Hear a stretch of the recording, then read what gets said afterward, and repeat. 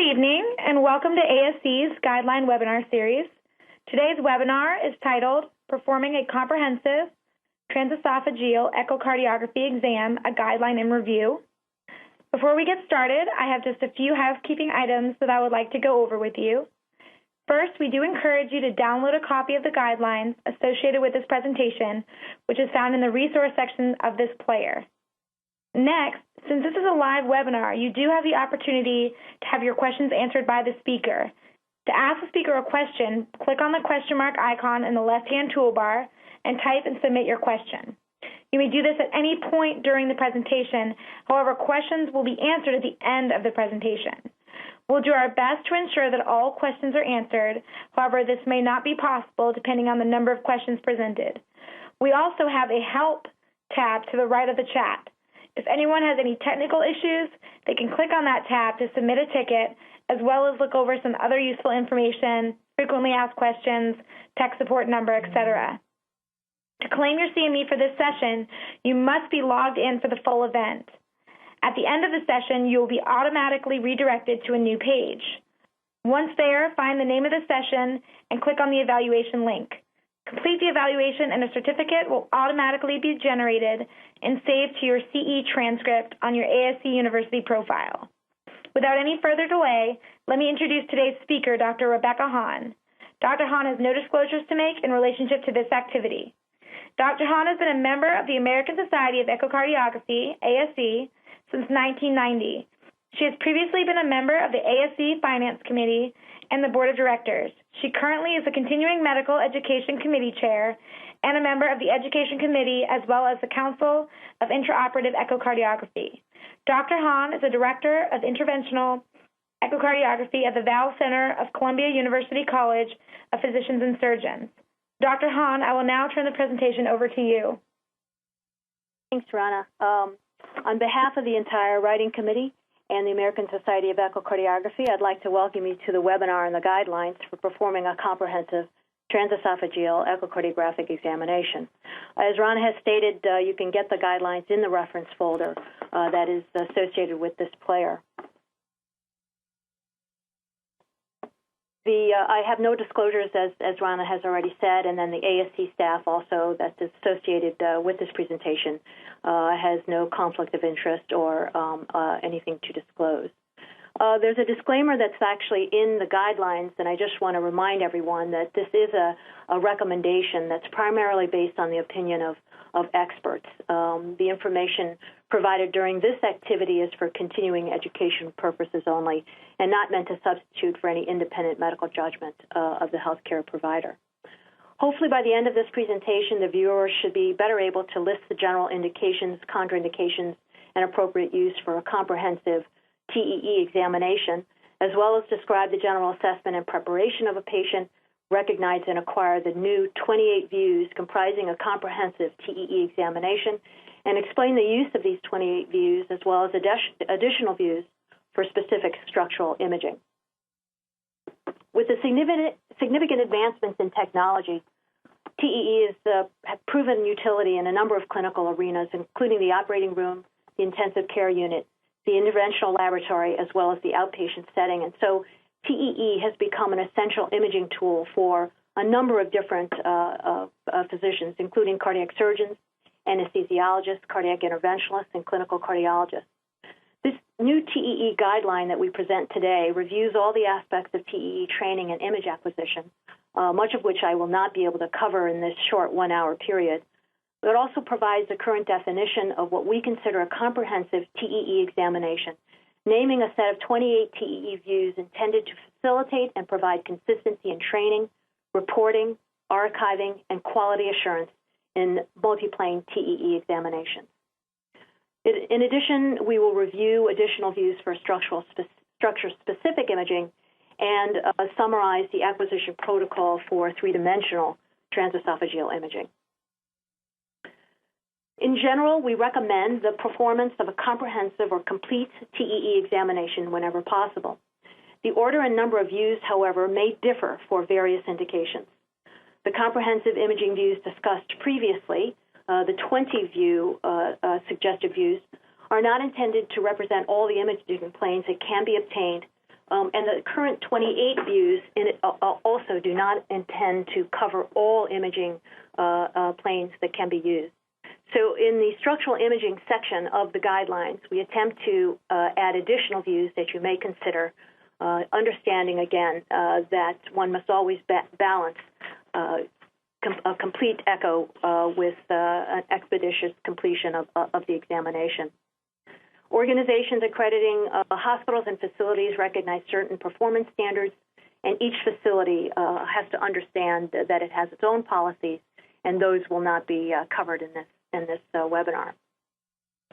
There are several published guidelines addressing training and maintenance of certification for physicians performing TEE, and they are summarized in the first table of the guidelines that you can see here.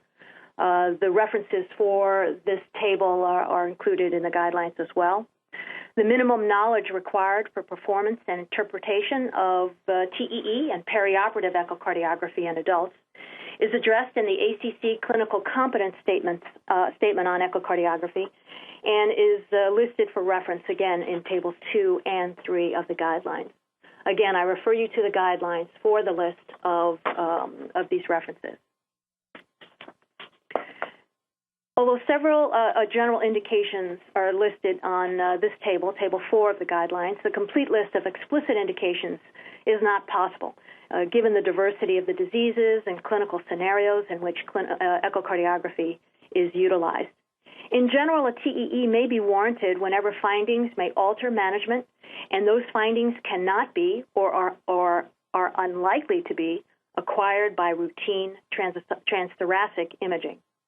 In addition, specific procedural indications, including intraoperative TEE and guidance of transcatheter procedures, has become a new indication for TEE in the operating room as well as the catheterization laboratory.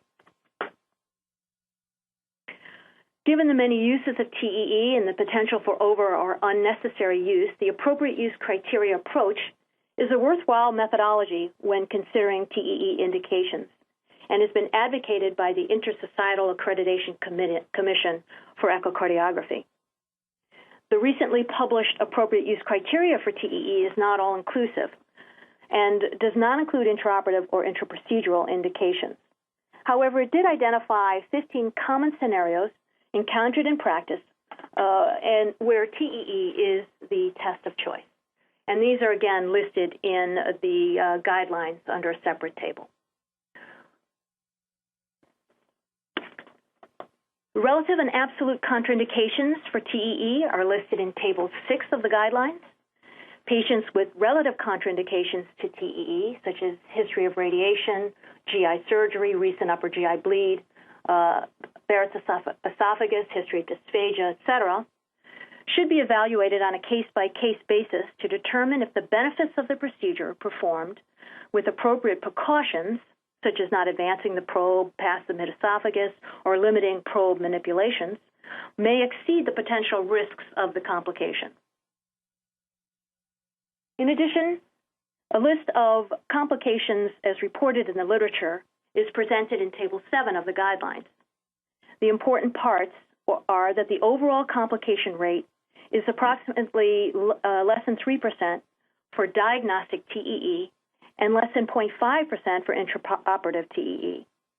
Uncommon complications are major bleeding, esophageal perforation, and death, occurring in less than 0.1 to 0.2%.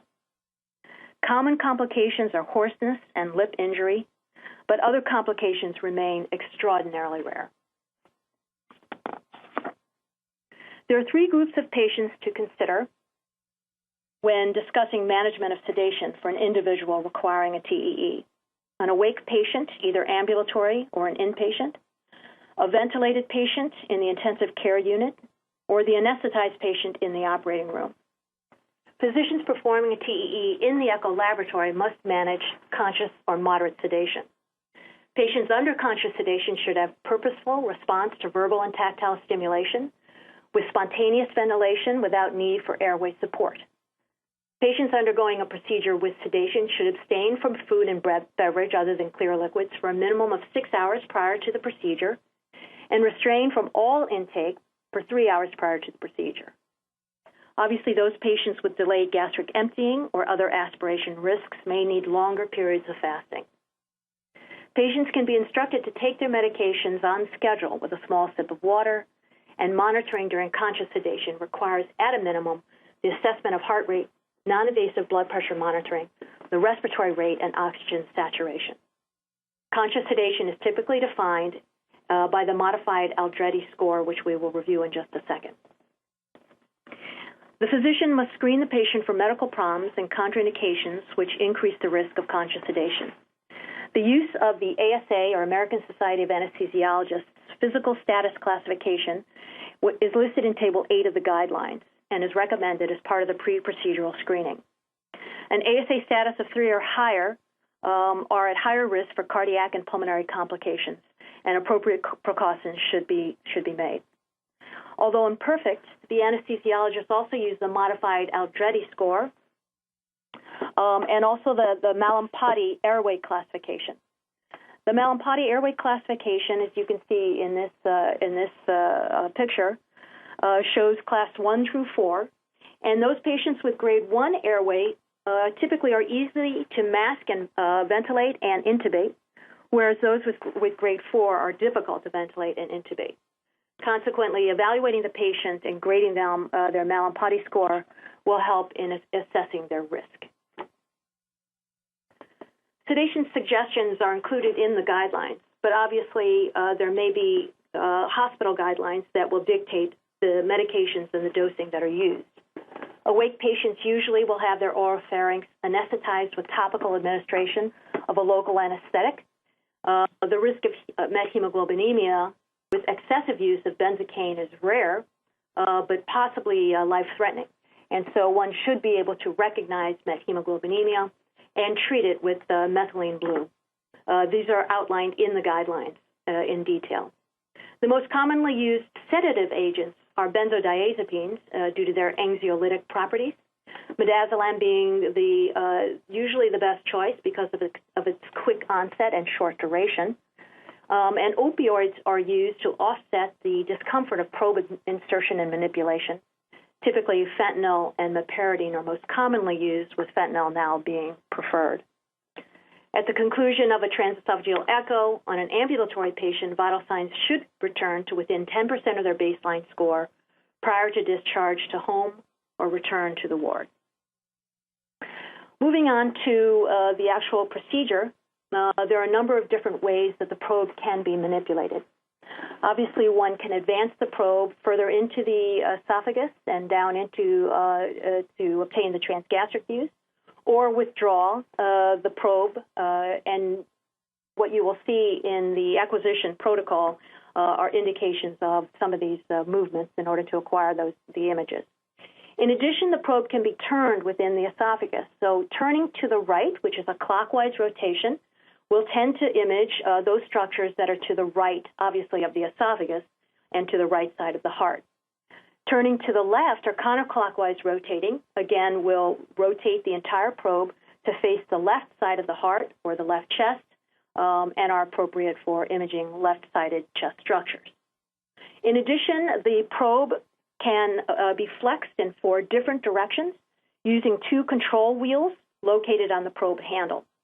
The large control is for motion in the anterior-posterior axis, and the smaller control is for motion in the lateral or right and left axis. You can see them, again, imaged here in the figure from the guidelines. In addition, the transducer angle can be manipulated, and this forms the basis for a lot of our imaging. The transducer angle of rotation occurs in a counterclockwise manner, similar to what is depicted in the little cartoon and what you can see actually on your screen.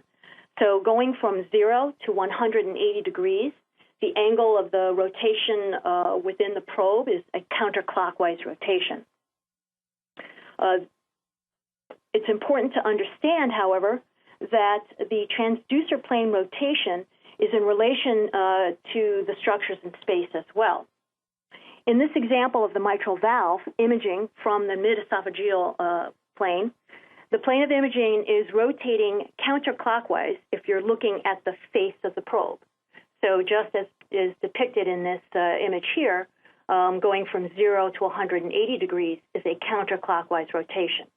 However, if you're looking at the surgeon's view of the mitral valve, you are actually positioning yourself behind the probe.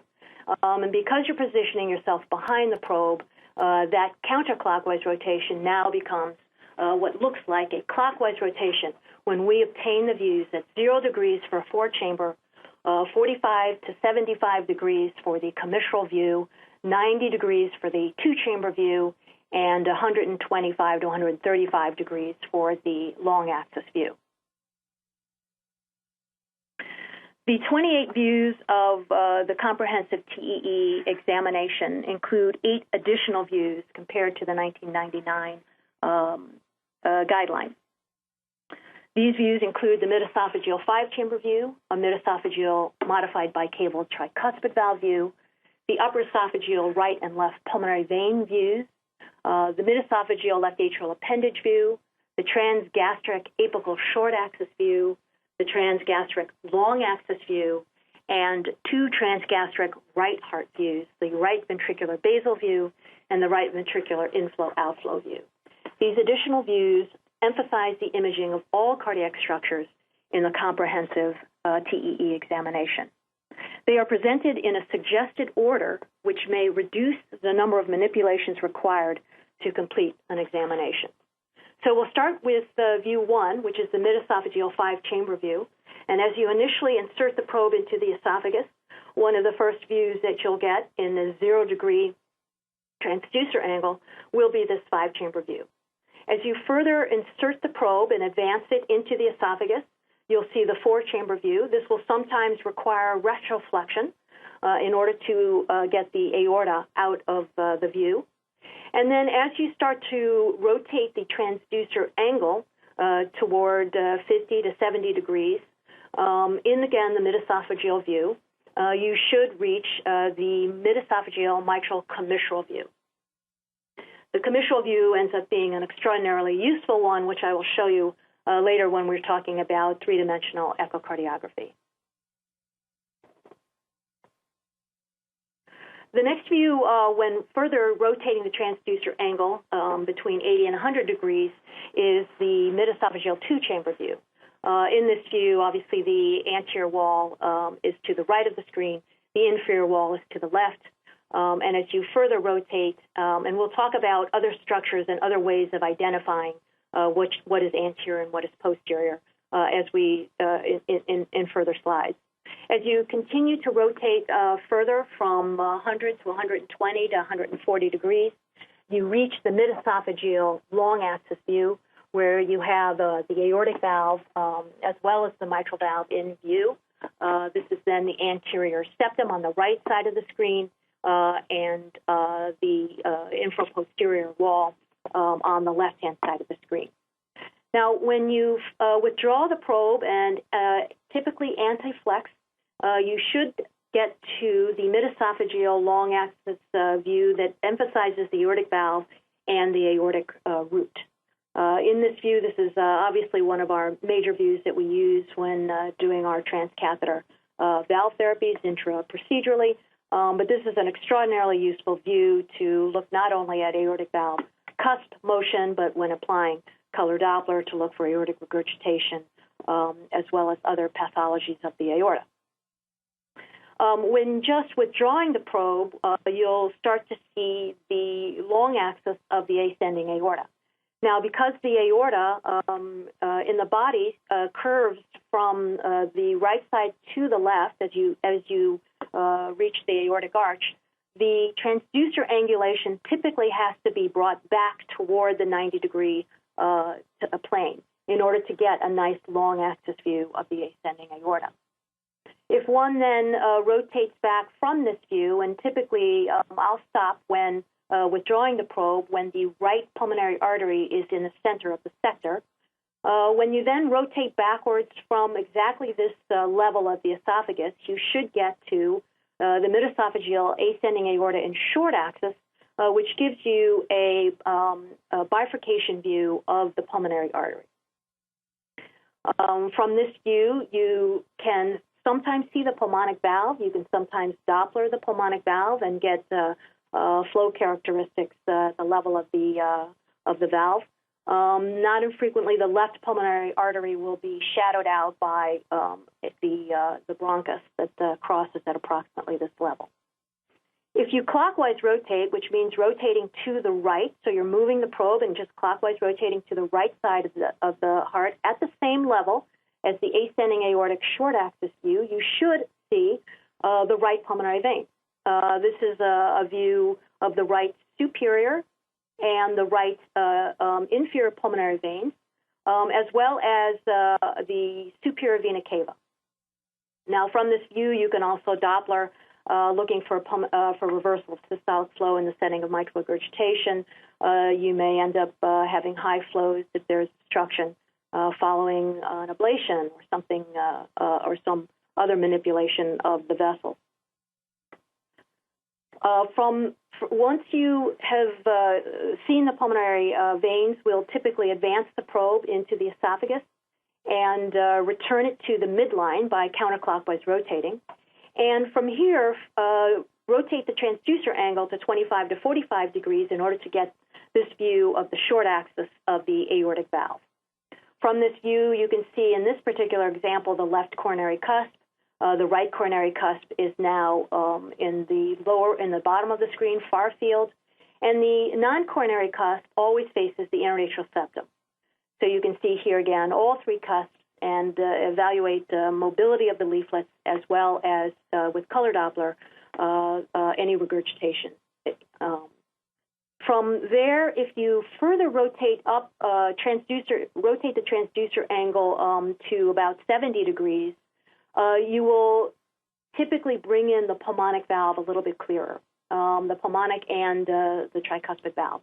It may require that you advance the probe slightly, and it may require a little anteflexion in order to get this view of the pulmonic valve. This is the view in which we like to look and try and measure the diameter of the RV outflow tract, for instance, if you're trying to calculate the right ventricular stroke volume. It's also a view that we like to evaluate the tricuspid regurgitation in, since not infrequently the tricuspid regurgitates face into the interatrial septum and may be quite on axis in this view. But if not, then we go to what's called the mid-esophageal modified bicaval tricuspid valve view. And now a little hard to see in this particular example. I'll show you another one later on, but this is the tricuspid valve on the bottom.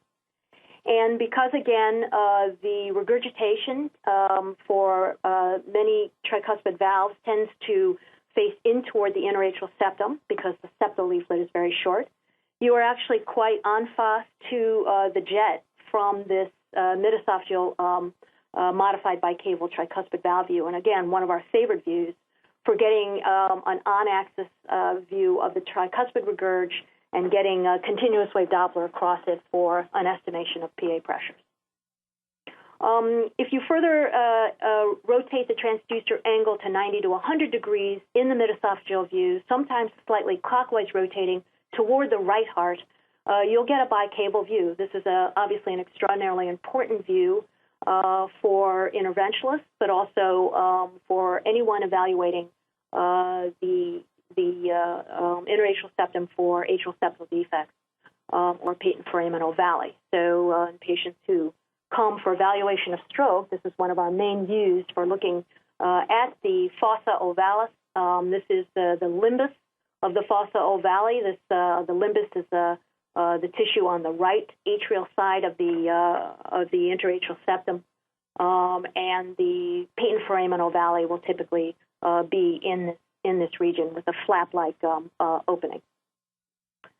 From this view, you can see the right pulmonary veins if you just further clockwise rotate, further clockwise to the right. But what we've done in the guidelines is gone ahead and taken you all the way around to the left side of the heart to look at the left pulmonary vein. And so if you just counterclockwise rotate all the way around the heart toward the left side, in doing so, you'll past the left atrial appendage, which we're going to look at in a second, and continue on to get to the left superior and inferior pulmonary veins. From here, again, you can do your Doppler and assess the patency as well as reversal of flow in the pulmonary vein.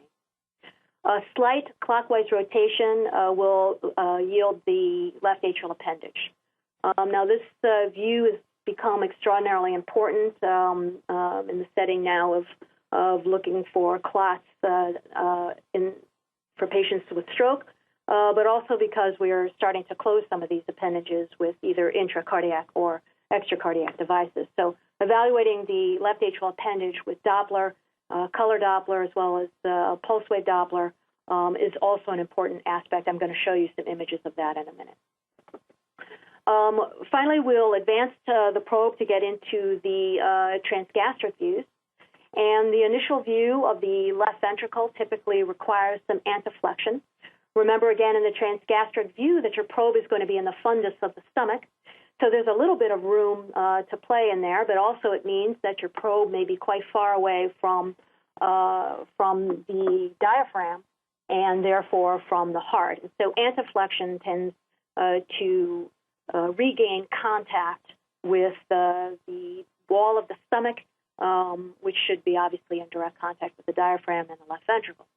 So anteflexion, again, key for obtaining the images of the ventricle at the base where you see the mitral leaflet. Then with a little relaxation of the probe, you can get to the mid-esophageal level where the papillary muscles are. And then finally, with full relaxation or sometimes retroflexion, you may get the apical short axis view. In addition, you can get this view if you further advance the probe into a deep transgastric view. From a deep transgastric view, again, a little bit of anteflexion may allow you to get a perfect short axis of the apex. Now, from this deep transgastric view, with a view of the LV apex, simple anteflexion with clockwise, typically with a little clockwise rotation to the right heart, will get you this beautiful view of the RV, transgastric RV basal view. You should see the tricuspid valve leaflets, which you do here. You should see the right ventricular outflow tract and the pulmonic valve in the far field. By just using your lateral or small wheel and rightward flexing the small wheel, you may actually get and should get the transgastric RV inflow-outflow view. Now, this view can also be obtained, the inflow-outflow view can be obtained using the simultaneous multiplane imaging from this original RV basal view. We'll show you that also in later slides. Then continuing to be in a deep transgastric view, or sometimes going even further and deeper transgastric, flexion, anteflexion, and left flexion will yield this deep transgastric 5-chamber view and be on axis for Doppler of the aortic valve. This view may also give you an on-axis view of the mitral regurgitation, and continuous wave Doppler of the mitral valve can also be performed. And occasionally you will get a view of the tricuspid valve, which may allow you to do tricuspid Doppler and get the highest velocity of the tricuspid continuous wave. If you rotate from a mid, and if you withdraw the probe and rotate to 90 to 110 degrees, you should get a 2-chamber view, left ventricular 2-chamber view from a transgastric window. This view can be useful for looking at the mitral valve and subvalvular apparatus, obviously also for assessing wall motion all the way from the base to the apex of the LV. If you then rotate clockwise, again, any type of clockwise motion gets you to the right side of the heart. Counterclockwise gets you to the left. So from this 90 to 110 degree view, if you clockwise rotate, you should get the transgastric right ventricular inflow view. This gives you, again, the anterior wall of the RV going out to the RV outflow tract, and the inferior wall of the right ventricle as it is adjacent to the diaphragm. The tricuspid valve, obviously 2 of the tricuspid valve leaflets are well imaged. typically septal and posterior leaflet, but it could be a little bit variable. And Doppler can be performed. With a little bit of manipulation, you may actually see the pulmonic valve. If you further rotate the transducer angle up to 120 to 140, similar to if you were in to the level of the mid-esophageal views, in the transgastric view, you should obtain the transgastric long axis view. This can be extraordinarily useful, particularly if you are unable to get the deep transgastric 5-chamber view. This view will not infrequently allow you to see the aortic valve on axis for a Doppler across the valve for peak velocities and mean gradients, and is one of our favorite views, particularly for aortic stenosis patients where we can't get the 5-chamber view. As you withdraw the probe and counterclockwise rotate all the way to the aorta, you should be able to get at the 0-degree view, this short axis view of the descending aorta. You can also get in the 90-degree view, the long axis view of this the same aspect of the aorta. And this is useful for evaluating atheromatous disease, dissections, and other pathology, such as penetrating ulcers and transections, etc. As you continue to withdraw, we image the entire way as we withdraw further into a high mid-esophageal view. And in this upper esophageal view, the aortic arch will come into view. And once you start to see the aortic arch, clockwise rotation will yield this long axis view of the aortic arch. In addition, the innominate vein not infrequently is seen. And as you rotate from this long axis view to a short axis view, not infrequently you will see in the far field the main pulmonary artery and the pulmonic valve. And that's view number 28 and completes the comprehensive transesophageal view. Now, I want to go ahead and cover in the last 20 minutes or so some of the uses of three-dimensional echo and then some of the extra views that we use for structural imaging. The guideline, this three-dimensional TEE guideline published in 2012 is also in your reference folder for download if you care to. Now, when we discuss the use of three-dimensional imaging, I think one of the most useful things that we have is simultaneous multiplane imaging. This modality is unique to the matrix array transducer and permits the use of a dual screen to simultaneously display two real-time 2D images. The first, or primary view, is the reference view, and the second view, typically being orthogonal to the primary view, can, however, be any angle from 0 to 180. So although it defaults to 90 degrees from the primary view, you can actually change the secondary view to be any degree from 0 to 180. The 90-degree orthogonal image, you have to remember, is oriented as if it were forward rotated from the primary view. And remember, when you forward rotate, you are counterclockwise rotating the image within the probe.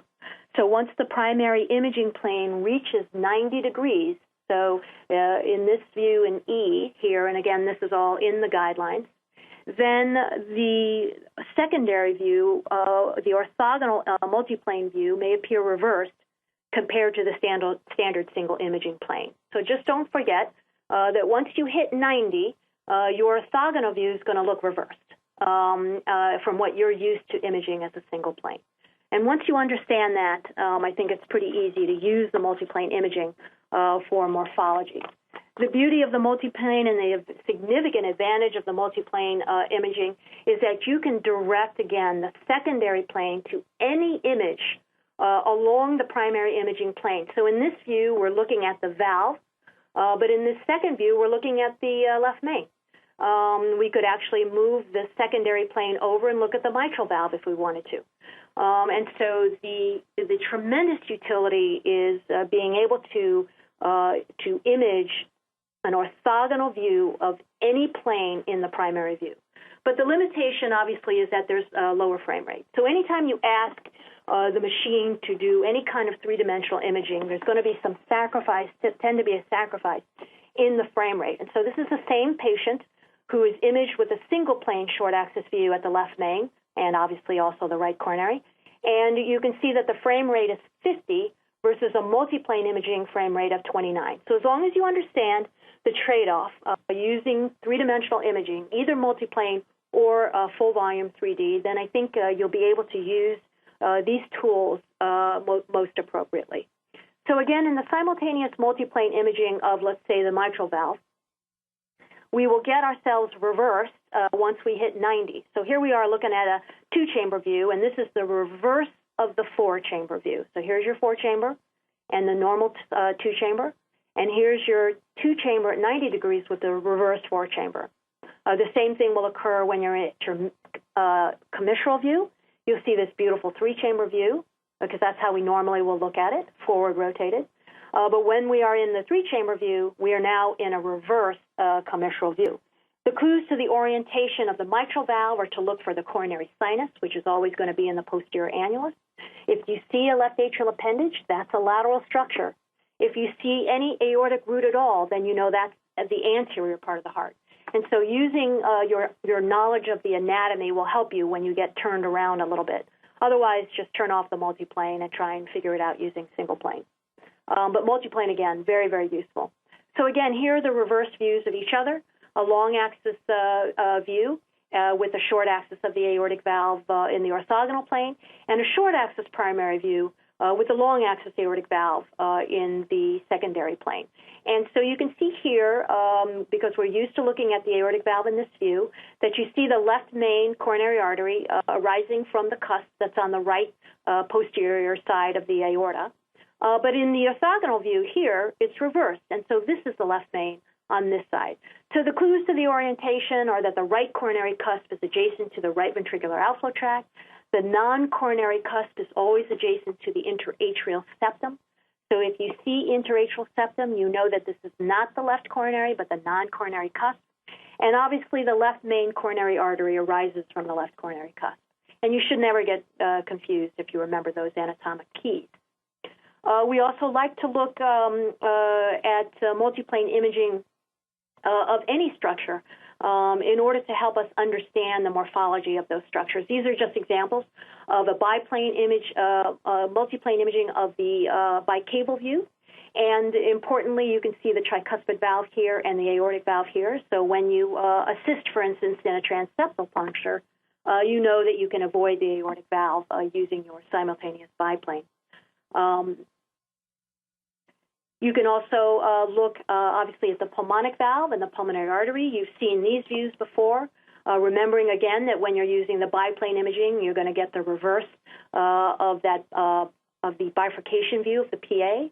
And in your upper esophageal view of your short axis of the aortic valve, you can image the long axis of the pulmonic and use your biplane imaging to try and get to the other two cusps of the pulmonic valve. Again, those are indicated as right coronary, left coronary, and the anterior cusp of the pulmonic. In the guidelines, as well as in Dr. Lang's 3D guidelines, there's the appropriate orientation of the three-dimensional views for structural imaging as well as valvular imaging. We've summarized them in the TEE guidelines as well, and I refer you to the table in the guidelines. In addition, we attempt to show you the various protocols one can use to acquire the images and then reorient yourself to the appropriate views as depicted in the 3D guidelines. But importantly, as transducers and software programs advance, there will be a variety of other things that will be available to you that I may not even know what's coming in the future, even now. But this is one of those software advances where we can now image simultaneously on two different sides of a structure, and this can be extraordinarily helpful. This is obviously aortic valve from the aortic view as well as the aortic valve from the LV outflow tract view. This is the mitral valve from the left atrial view as well as the mitral valve, simultaneously the mitral valve from the ventricular view. So the dual plane imaging may become very useful. If we now move on to specific structural imaging, I'm just going to show you some pretty pictures and kind of talk about a variety of different ways that you can look at other structures. This is using, again, simultaneous multiplane imaging with the commissural view as your primary view, and therefore your long axis view as your orthogonal view. And you can see that there are multiple jets, small mitral regurgitant jets in this commissural view. But when you think about how to acquire the best imaging for three-dimensional echo, we want the highest frame rates possible, covering, obviously, the anatomy that's of importance. So in this particular case, in the mitral valve, we know that the mitral valve, which is very oval-shaped, will be longer in one dimension than it is in the other dimension. So it's going to be longer in this commissural view, and the orifice is shorter in the long axis view. So consequently, if you use the primary imaging view as the commissural view, you can use the real-time live narrow sector, 30 by 60 narrow angle pyramidal volume, to get in a single beat without splicing both the two-dimensional imaging, three-dimensional imaging without color, as well as three-dimensional imaging with color.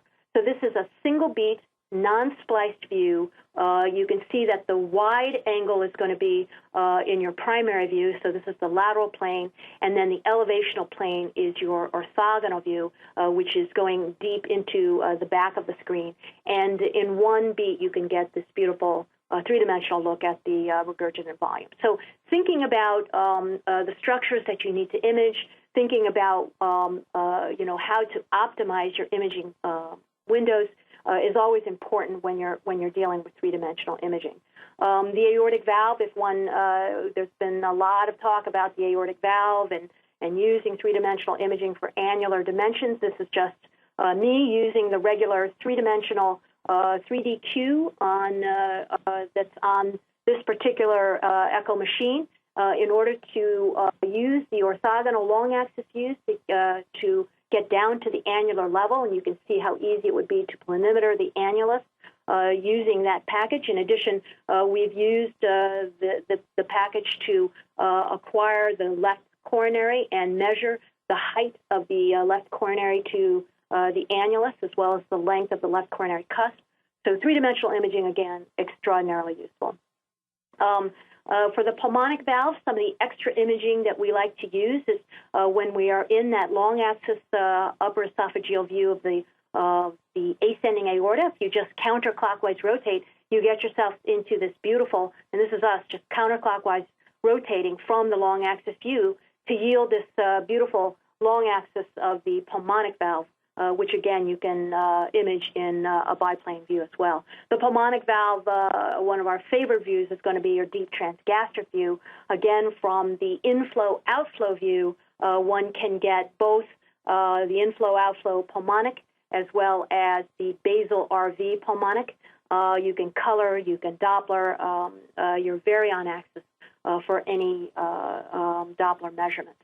The tricuspid valve, as I've already shown you, can be seen in multiple different views, remembering that the 3D orientation by convention is to have the interatrial septum down or inferior, and then the anterior leaflet to the left of the screen and the posterior leaflet to the right. This is a patient with a prosthetic valve that, because of rheumatic mitral valve disease, and you can see also has rheumatic tricuspid disease. So this is, again, septal leaflet, anterior and posterior leaflets of the tricuspid valve.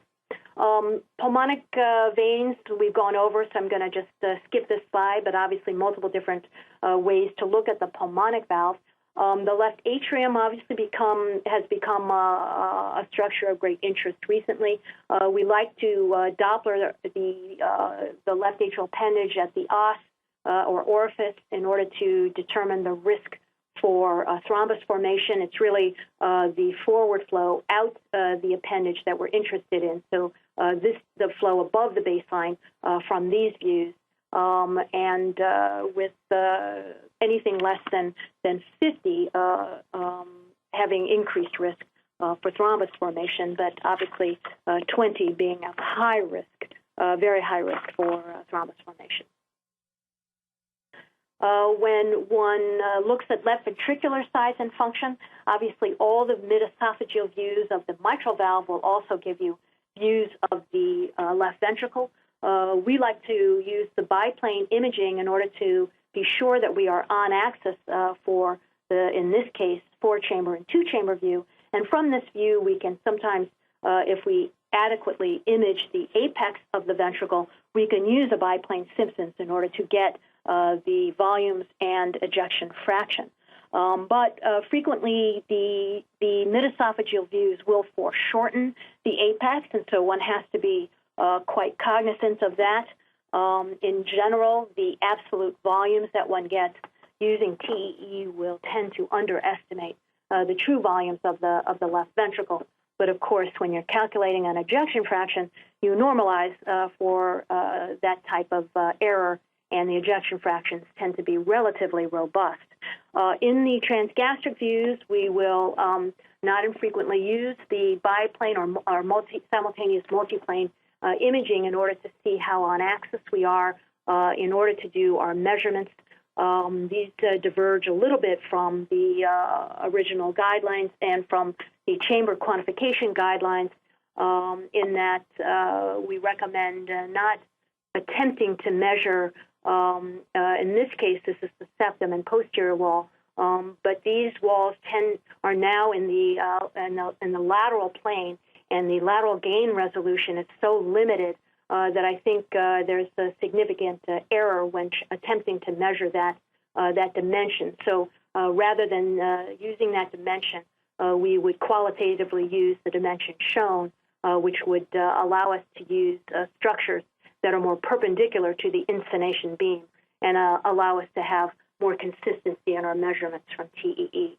Saline contrast studies, obviously an important aspect of TEE, particularly in those patients that come for cardiac source of embolus. The appearance of greater than 3 bubbles in the left heart soon after the opacification of the right heart, typically within 3 beats, is most consistent with a patent foraminal valley, but one must remember that the timing of the bubble appearance in the left heart is not a reliable indicator of shunt location, since it is significantly influenced by the size and intensity of shunt flow. In addition, the failure of the interatrial septum to move toward the left atrium, even when the right atrium is well opacified, should be considered an indeterminate bubble study. So if you do not increase right atrial pressures greater than left atrial pressures, and therefore cause the interatrial septum to bow into the left, then you cannot absolutely be certain that there is no shunt at the level of the interatrial septum. Coronary sinus can be very important, particularly in the operating room. There are numerous ways of imaging the coronary sinus. These are just a few of our favorites. So this is from, if you take a 2-chamber view and you counterclockwise rotate, that counterclockwise rotation from, again, a 2-chamber view will bring you into the plane of the coronary sinus. And so this is just the posterior wall of the LV and the coronary sinus in view A. In view B, we are in a bicaval view. From the bicaval view, if you retroflex, so the bicaval view would be not in this plane, but if you retroflex slightly, you should be able to get the coronary sinus coming in around the back of the left atrium. This is obviously IVC down here in liver, but the coronary sinus rides up around the back of the left atrium. And then finally, if you further insert the probe, you should also be able to, since the coronary sinus rides just on the diaphragm, you should be able to see the orifice of the coronary sinus quite well. And so those are some of the best views for coronary sinus imaging. Remember also that we can get a good look at the inferior vena cava. This happens to be a catheter coming up from the femoral vein, so it helps us identify the IVC. And so you can see the IVC as well as hepatic vein. The hepatic vein in these views tend to be extraordinarily on axis for Doppler. If you want to, for instance, evaluate a patient for constriction, you can go ahead and put a pulse wave Doppler here and watch during the respiratory cycle. TEE can be performed for known or suspected adult congenital heart disease. A comprehensive TEE should be the initial test for evaluation of patients suspected of having adult congenital heart disease. The diagnostic utility of TEE is most apparent in circumstances where transthoracic echo is non-diagnostic or equivocal, as has been discussed previously. And while TEE is more feasible in the operating room, cath lab, or emergency department, it can be complementary to transthoracic in the regular echo lab as well, and particularly for looking at intracardiac shunts and extracardiac baffles. We propose or present an imaging guideline for some common adult congenital abnormalities. This is by no means comprehensive, but gives you an idea at least of the type of imaging that you can perform when you are evaluating patients with the most common adult congenital heart disease issues. And so I hope that you've now gotten an idea of the general indications, contraindications, and appropriate use for the TEE, the comprehensive examination, that you're able to describe the general assessment and preparation, as well as recognize and acquire the new 28 views of the comprehensive exam and explain how to use those 28 views as well as others in the evaluation of structural heart disease. And I'll just close and mention that the TEE guidelines are now in poster form, and these can be acquired at ASD at asecho.org. And I thank you for your attention. So I will break now for some questions if there are any.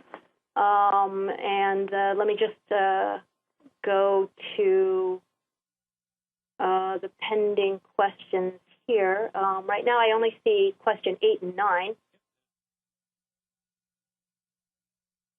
Okay. Really, I invite anyone who's listening, hopefully there's someone listening, to write in your questions. But the main difference is, one of the questions was, what is the main difference between this guideline and the 1999 guidelines? And I think that the main difference is that we included 8 extra views, which I think would emphasize that we can evaluate all of the structures in the heart well, including pulmonary veins, left atrial appendage, and the right ventricle.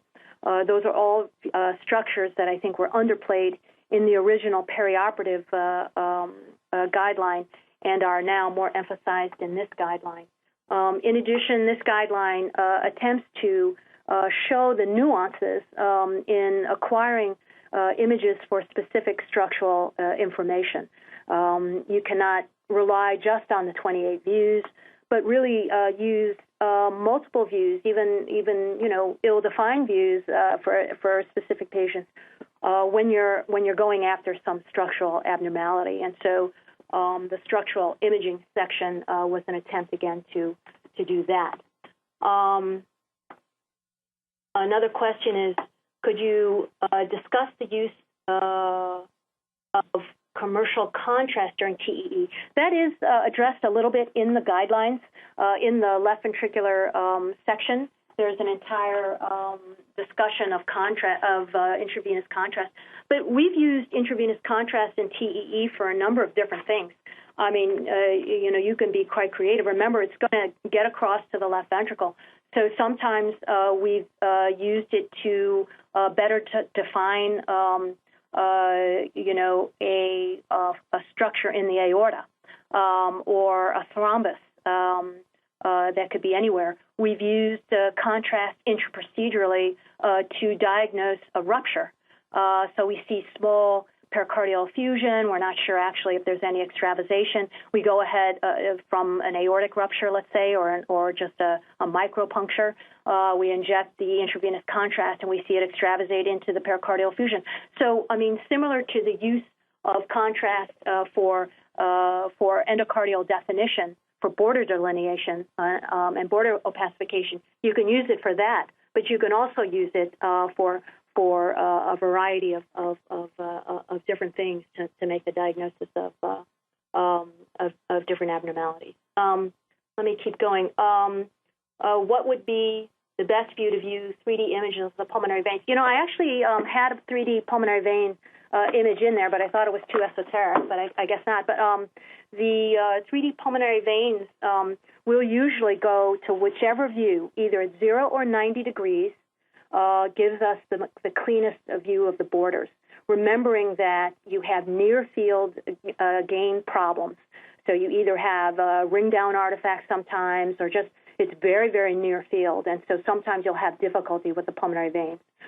The time that it's been most useful to look at the pulmonary veins is, for instance, when you have a sinus venosus ASD and you want to rule out anomalous pulmonary venous connection. Boy, the 3D is absolutely beautiful. So any view that gives you a clean border, because the pulmonary veins are so near field that they're hard to see. When looking for small mitral prosthetic paravalvular leaks on 3D TEE, not visible on color, I have difficulty orienting the anatomy. That is so true for everyone. How do you perform evaluation of location of paravalvular leaks? Okay, so this could be really, really tough because obviously you need a really large field. You can no longer live with a 30 by 60. If you live with a 30 by 60, then I recommend a couple things. When you're doing the live 3D imaging with the 30 by 60 view, the 60 is in the lateral plane, and the 30 is in the elevational plane. And the machine will default to giving you, or you can tell it to give you the front 30, the middle 30, or the back 30. And if you know where you are oriented in your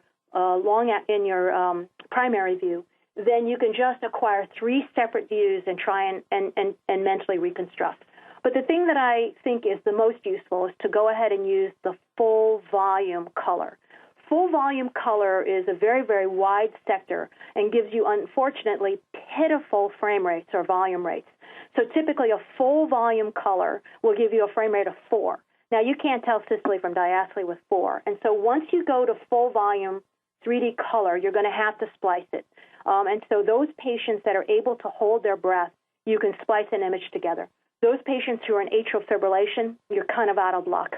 You're going to have to mentally reconstruct a little bit more, just as you've implied. It can be a little bit difficult. But as long as you include in your imaging plane some other structure so you can orient yourself. For instance, if you have the aorta in view, you know where anterior and posterior is. If you have the left atrial appendage in view, you know where lateral and medial is. If you see a coronary sinus, you know where posterior is. So those types of things may help you.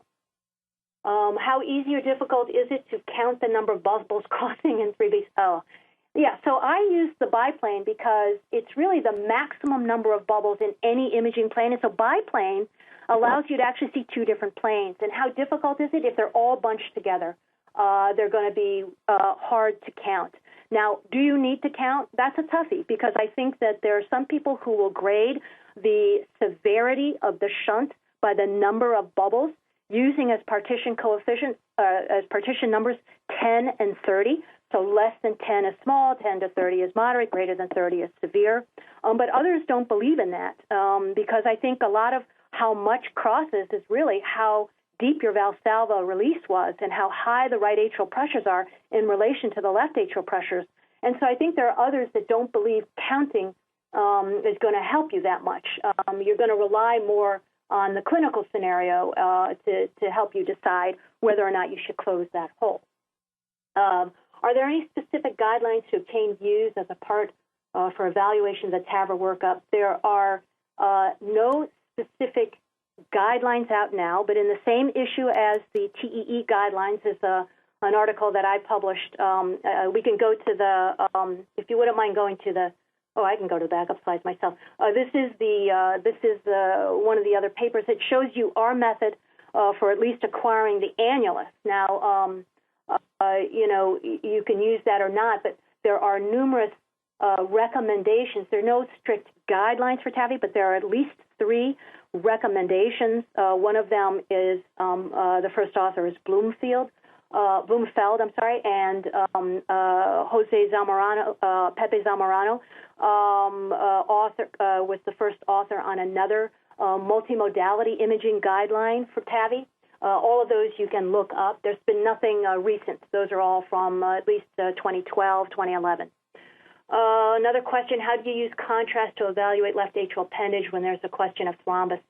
Yeah, so, I mean, I don't actually tend to use contrast. There are people who do use contrast. I tend to just sit on the left atrial appendage and watch it and either record it. You can record by time or by beats, and I tend to set it to time and watch it for literally 30 seconds. You don't have to record it if you don't want to. You can just sit there and watch it. But the bottom line is smoke will eventually move, whereas a thrombus will not. In addition, thrombus will tend to have borders. They should definitely be seen in multiple planes. Planes should make sense and be representative of a mass.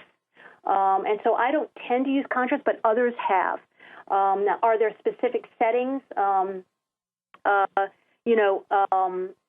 The unfortunate thing is even smoke can sometimes prevent contrast from getting to the apex.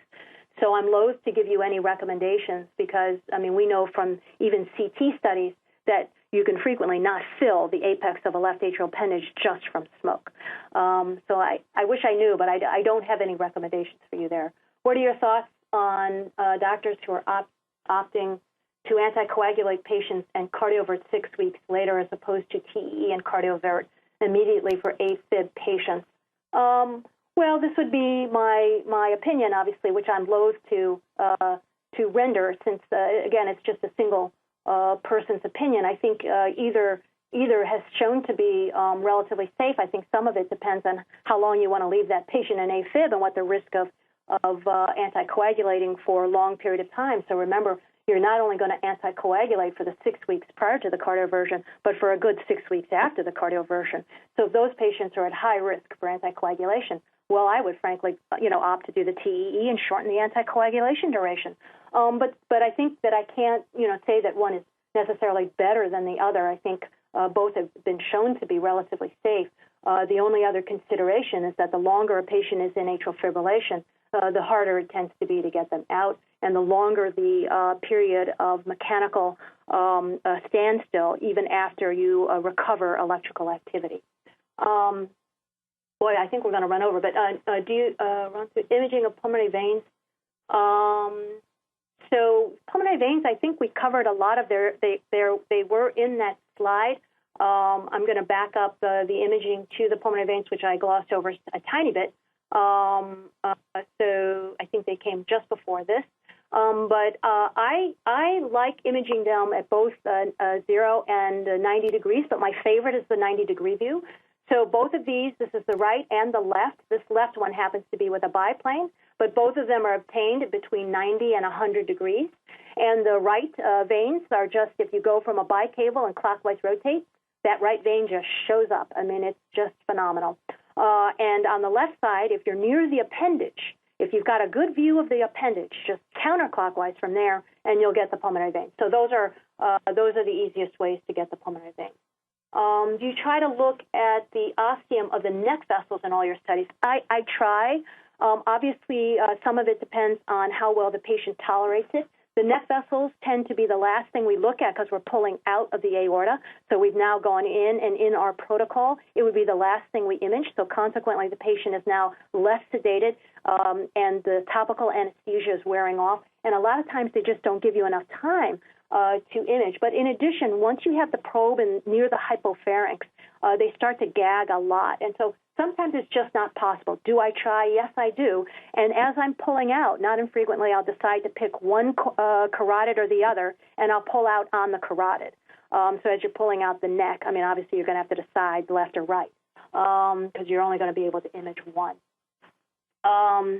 Let's see. What is the incidence of CVA within 4 weeks of TEE cardioversion? The incidence is not, I can't give you a number because I don't know the number offhand, but it is not trivial because there is mechanical standstill after cardioversion for atrial fibrillation, particularly of unknown duration. So, the shorter the duration, typically the faster the recovery of mechanical function. So even after cardioversion with electrical conversion, you've got mechanical issues, and you want to anticoagulate afterwards. Sometimes you can't, and that's why you're cardioverting. The patient cannot be anticoagulated. but the risk then of CVA in the weeks after cardioversion are not trivial. Is it possible to comment on left atrial appendage descriptions on 2DE, cauliflower, chicken wing, etc.? Yes, it is. So, I mean, we obviously use biplane imaging. I'm going to go back to the slides one more time and see on left atrial. So this is a cauliflower. And we can see cauliflower, chicken wing, and windsock. Those are the main types. There's also one called a cactus, which is typically multiple well-defined lobes. So the cauliflower or broccoli or whatever you want to call it, I call this a fan.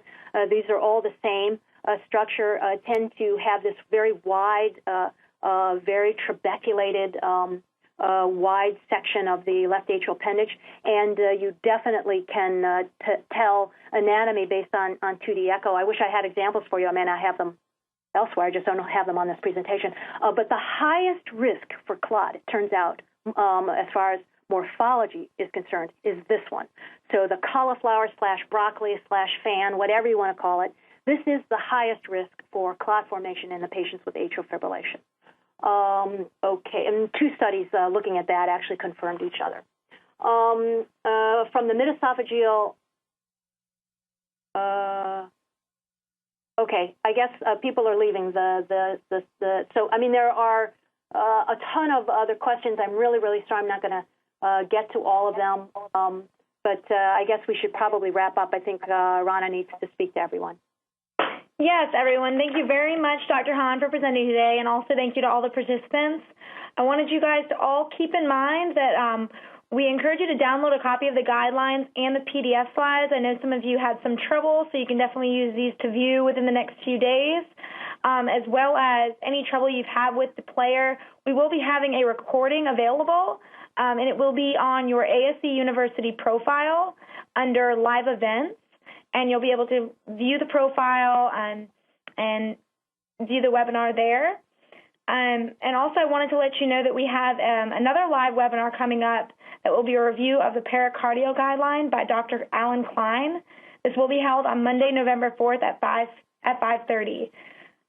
Without any further ado, I know some of you are needing to leave, but if you stay on the line, you'll be redirected to claim your CME for this live webinar.